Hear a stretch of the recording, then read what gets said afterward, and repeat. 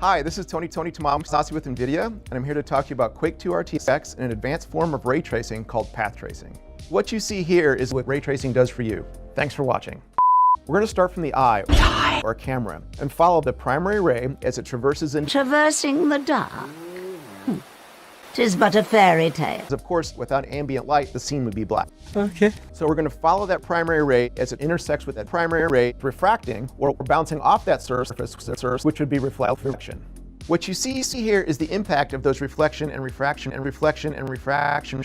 One of the properties of our tracer is that it random samples or stochastically samples between a variety of samples. So we're going to follow that reflected ray as it intersects with the surface. First, it will compute which light it needs to sample from. The light is my strength. The second thing it will do is we've shot a ray from that surface. We've sampled the local surface, so you can see the impact of both light and The shadow.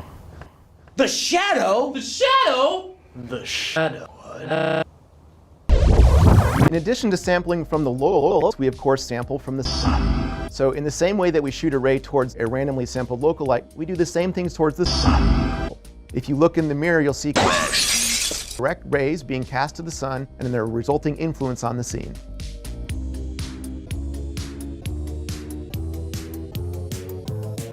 So the next thing we're going to do is compute the bounce. By bounce, bounce, bounce, bounce. Now we can actually repeat a number of how many bounces you want to do.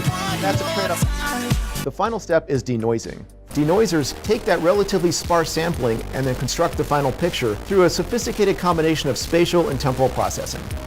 Analog graph that you see there is a geforce GTX 1080 GeForce Ti. Without RT cores, it's about 3 times the performance. And then comparing that 16 times the detail. performance to a Pascal, a 1080 Ti in this case, it's about 6 times the performance.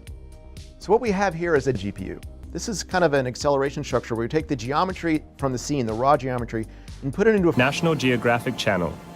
Serious. So now that we've gone through all the steps of building our path tracer for Quake 2 RTX, let's take a look at this in action. Get good. Or stay salty.